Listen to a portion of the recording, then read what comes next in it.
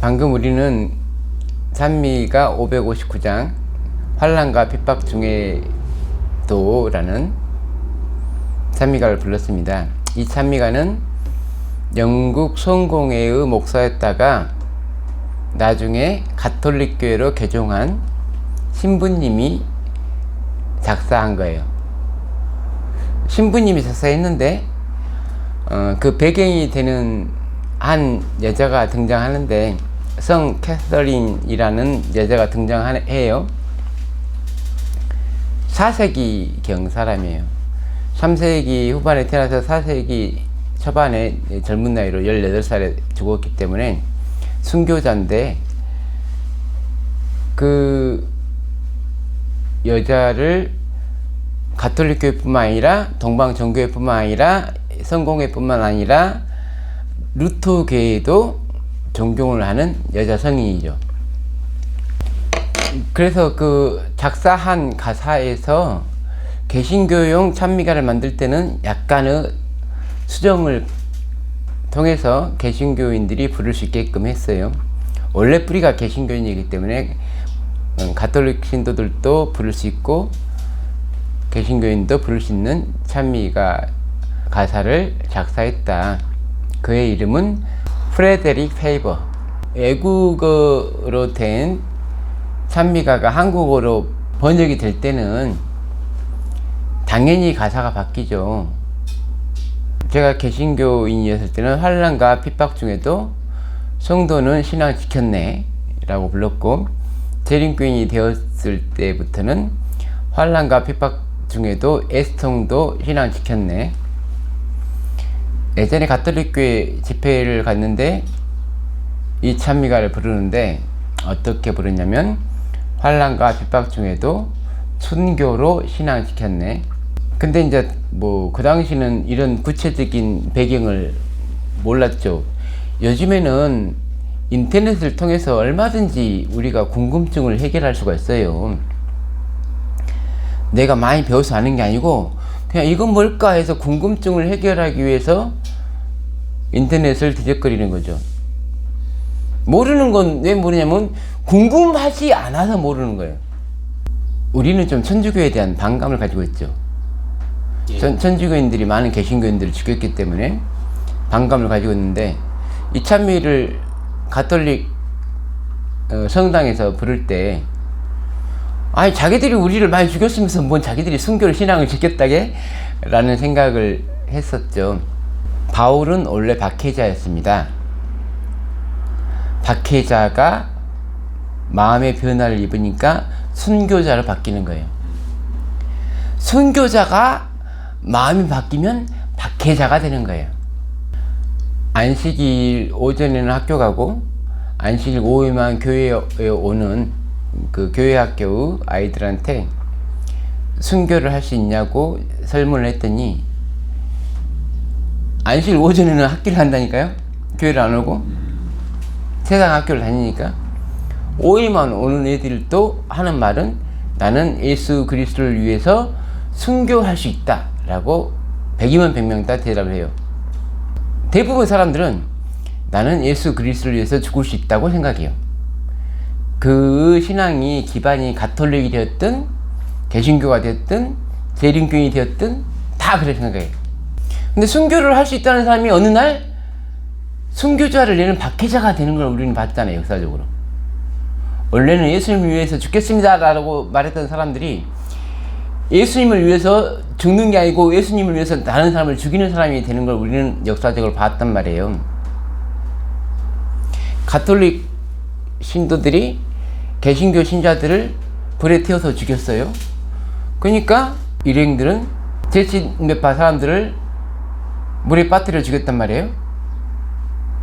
원래는 가톨릭 교회에게 핍박을 받던 개신교였잖아요. 근데 이 개신교가 또 다른 개신도를 핍박하는 박해자가 되더라는 거죠. 신앙이라는 이유로. 이차돈이라는 사람 아세요? 이차돈? 이차돈의 순교 들어봤어요?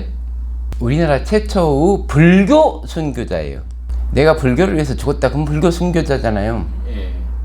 사람은 누구나 다 정파를 막론하고 신앙을 위해서 죽을 수 있는 신앙심이 있어요. 문제는 내가 예수님을 위해서 죽었느냐 아니면 단지 나의 신앙심을 위해서 죽었느냐가 문제잖아요. 자기 몸을 불사르게 내어줄지라도 사랑이 없으면 아무것도 아니라는 거죠. 언론의 목적이 뭡니까? 진실을 밝히는 게 언론의 목적이라고 합니다. 국가의 목적은 국민의 생명과 재산을 보호하는 것. 학문의 목적은 많이 알려고 공부를 하는 게 아니고 정통하려고 공부하는 거예요. 우리가 히브리어를 공부하는 목적은 하나님의 말씀을 있는 그대로 읽기 위해서, 성경 말씀을 말씀 그대로 이해하기 위해서. 교회의 목적은 예수 그리스도의 재림이 교회의 존재 이유예요. 다른 교회는 그렇게 안 해도 돼요.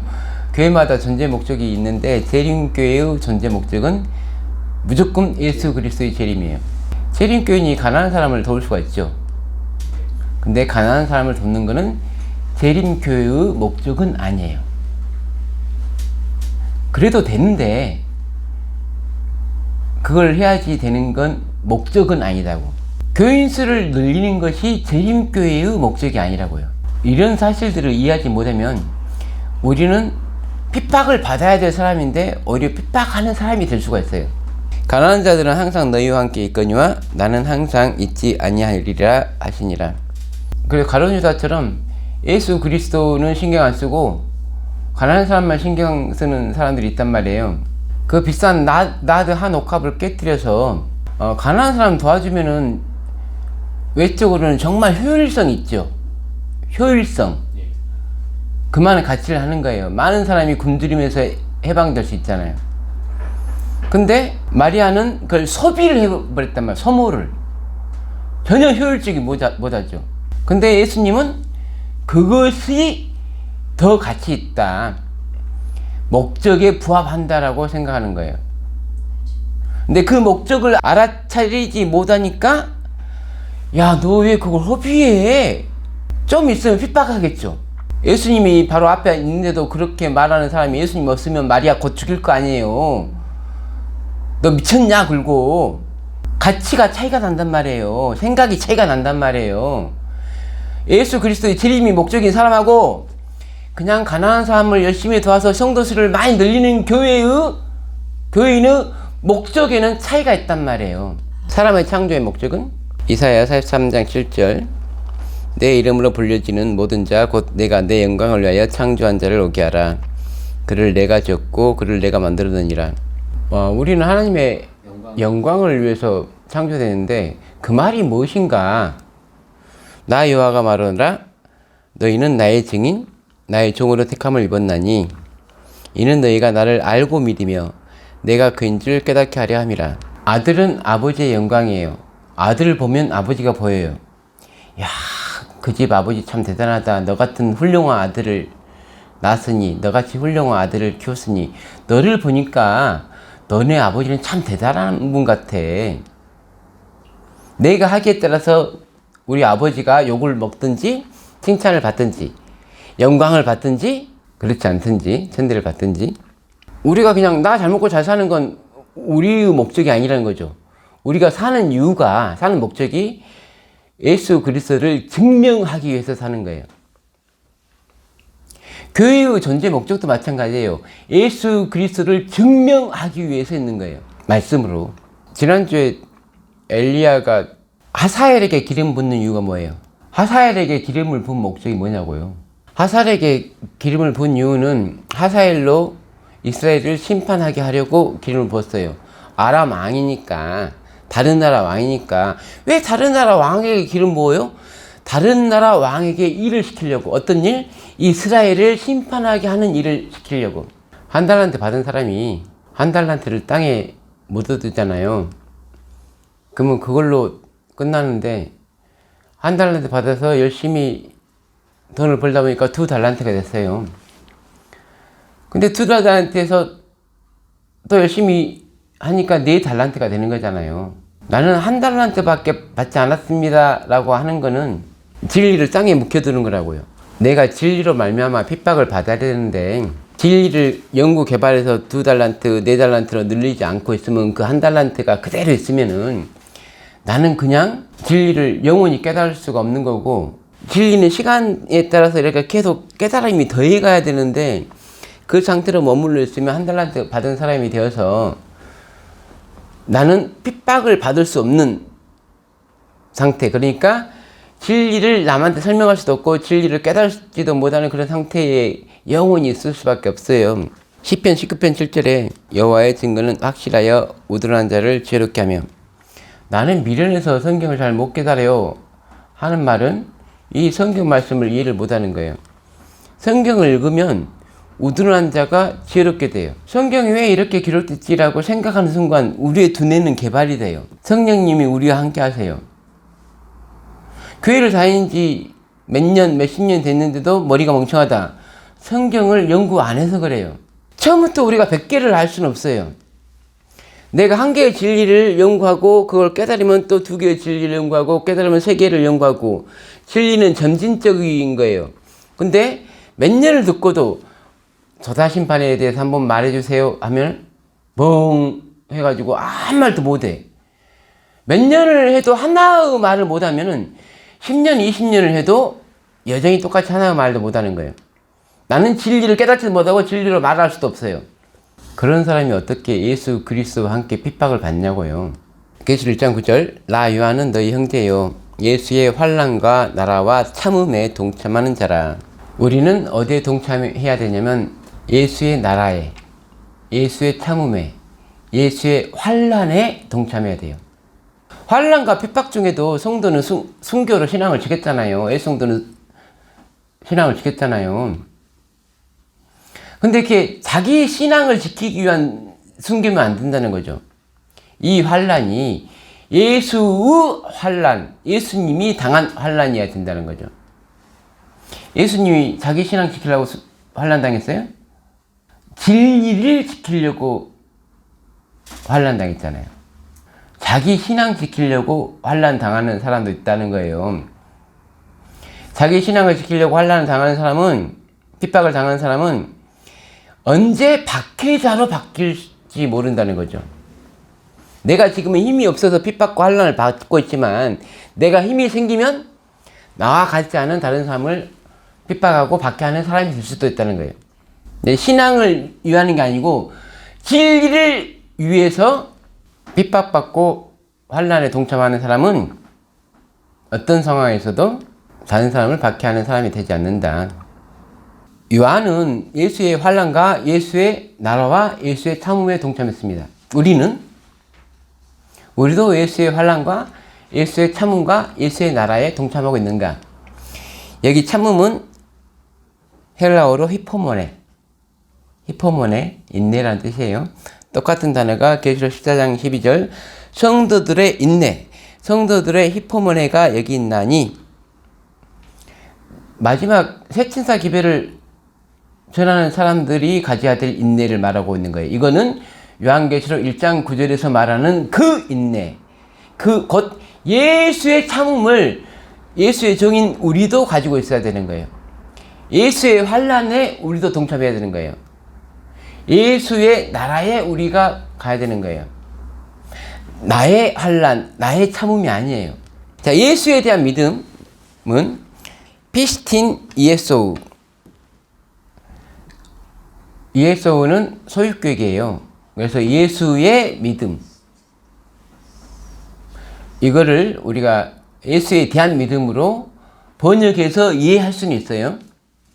근데 원래의 뜻은 소유를 뜻한다. 그래서 예수의 믿음. 현대 성경이 이렇게 됐죠. 예수에 대한 믿음. 자, 예수에 대한 믿음과 예수의 믿음은 어떤 차이가 나냐면, 예수에 대한 믿음은 나의 믿음에 포커스가 돼요. 나의 신앙이 중요해. 예수에 대한 믿음이니까 나의 신앙의 대단함을 설명한다고. 예수에 대한 믿음은. 그렇죠? 저 친구는 믿음이 대단하네? 포커스가 예수에 있는 게 아니고 저 사람의 믿음에 있는 거예요. 예수의 믿음은 포커스가 누구한테 있어요? 예수님한테 있어요. 자, 계시록 1장 1절에 예수 그리스도의 계시라. 자, 아포칼립시스 예수 그리스도. 이것도 역시 소유격이에요. 예수님의 계시예요. 예수의 계시. 소유를 나타내요. 지금 믿음에 대해서도 예수의 믿음을 지금 말하고 있잖아요. 요한계시록은. 환난도 예수의 환난을 말하고 있고, 나라도 예수의 나라, 참음도 예수의 참음. 요한계시록의 주인공 예수 그리스도예요. 근데 우리는 주인을 성도라고 생각을 하잖아요. 성도가 주인이 아니죠. 주인은 예수 그리스도죠. 다시 1장 9절 봅시다. 여기에 예수를 증언하였으므로, 예수의 증언, 예수의 증거. 똑같은 말이 계시록 1장 2절에 요한은 하나님의 말씀과 예수 그리스도의 증거.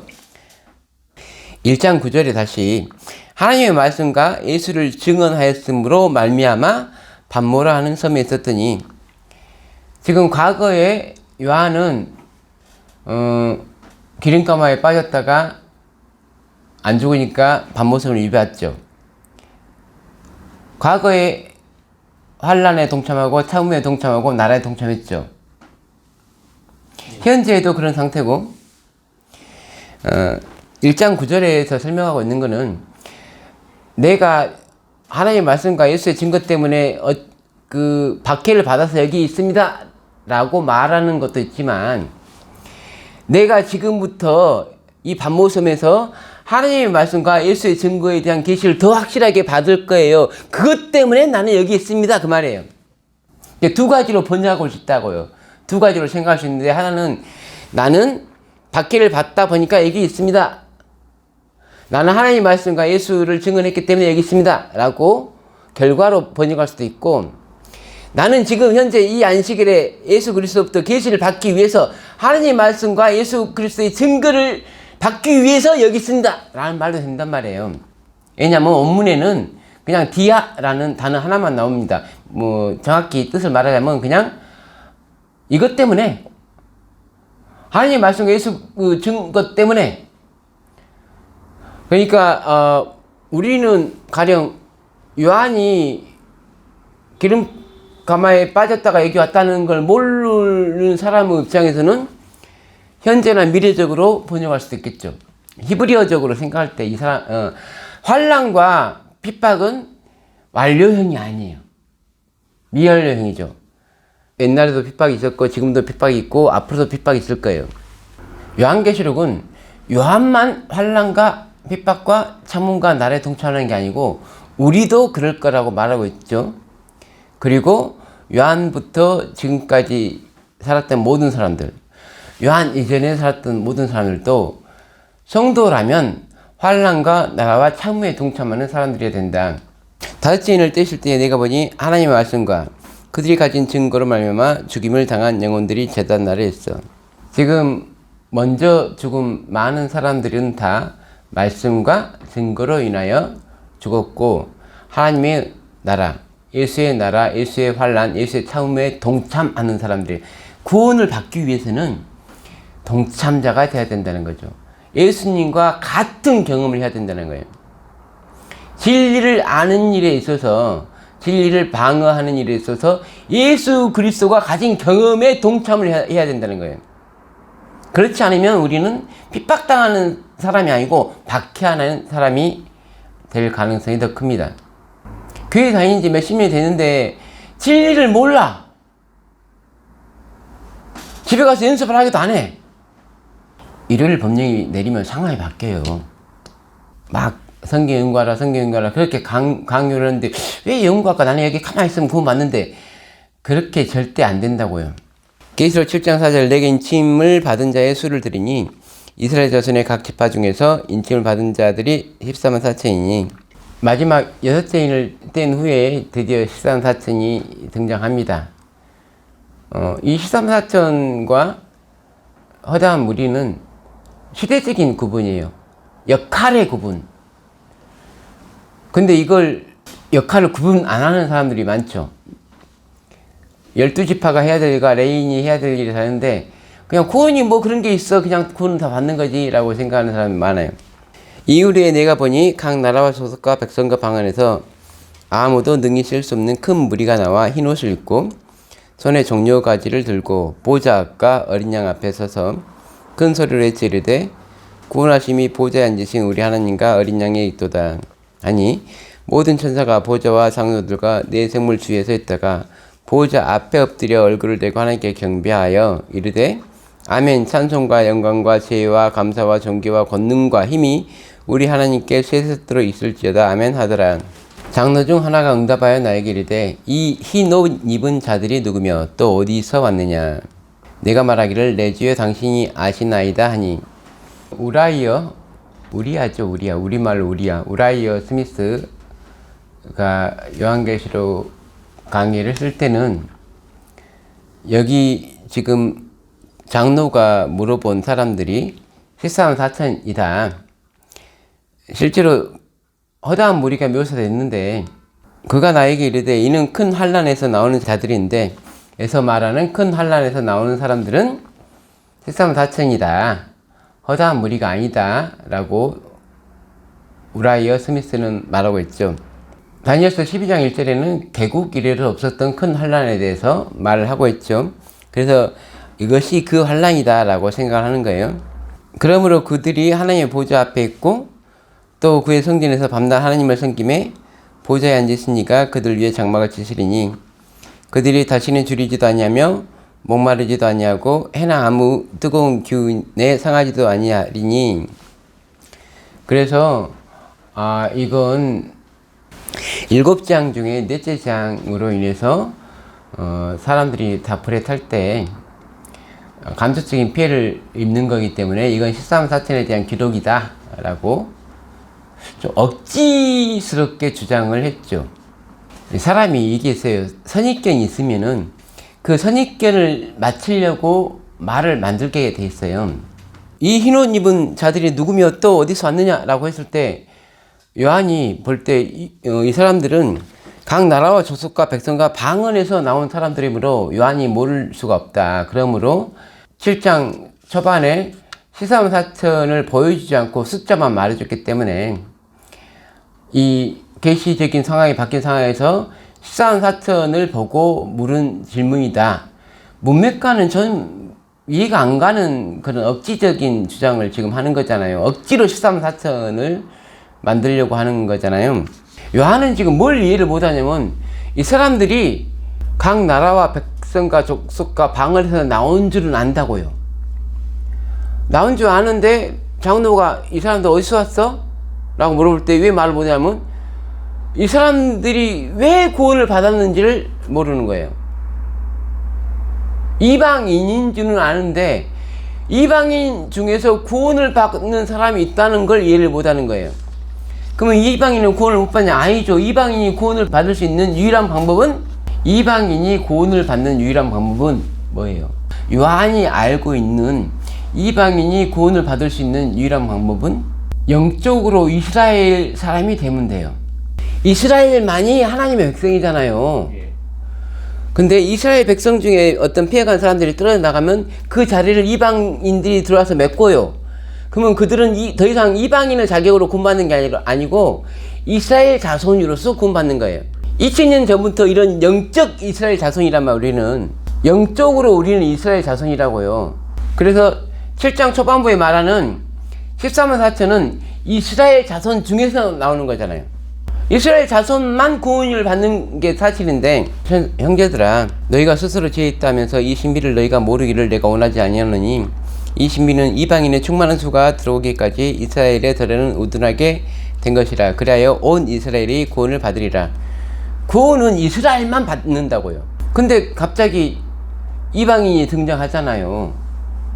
이 이방인이 이스라엘 족속이 되기 전에 지금 구원을 받은 거잖아요. 그래서 요한은 대답을 할 수가 없다니까요. 이 사람들이 어디 출신이라는 걸 몰라서 대답을 못하는 게 아니고 왜 이들이 구원을 받은 무리 중에 있는지를 이해를 못하는 거예요. 여기서 우리가 이해해야 될 건 뭐냐면은 구원을 받는 조건은 14만 4천이나 그러니까 영적 이스라엘 백성이나 아직은 나라가 없는, 한때와 두때와 반때 또는 예수 그리스도가 아직 왕으로 있기 전에 모든 세대에는 왕이 없는, 이스라엘에 소속되어 있지 않는 사람들인데 드디어는 보좌 앞에서 그들의 예수님에 대한 찬양, 그들의 구주에 대한 인정을 하고 있는 거잖아요. 근데 그들의 경험, 그들이 구원받을 수 있는 경험과 13사천의 경험은 동일한데 그 경험이 뭐냐면 큰 환난에서 나오는 거예요. 다섯 진을 뗐을 때 목배임을 받은 영혼들의 경험과 마지막 때 14사천인의 경험은 환난에 동참하고 참음에 동참하고 나라에 동참하는 경험이 같다고요.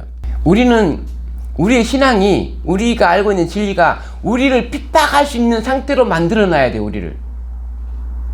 내가 진리를 모르는데 누가 나를 핍박해요? 내가 다른 사람을 핍박했으면 핍박했지. 내가 예수의 환난에 동참할 수가 없다니까요.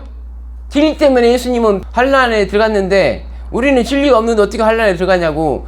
12사도를 데리고 예루살렘에 올라갔는데 진리를 아는 예수님만 끌려가고 12명은 진리를 모르니까 도망가잖아요. 핍박을 받을 수가 없다고요. 그래서 결국은 재림교인들이 핍박받는 그 환난에 우리와 동참하는 게 아니고 우리를 박해하는 입장에 선다고요. 왜?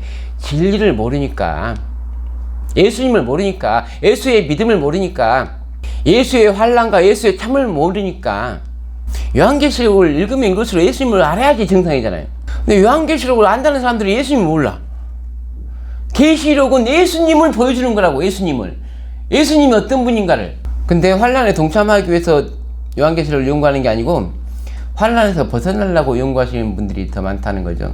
결론은 우리가 진리를 모르면 우리는 결코 환난에 동참할 수 없습니다.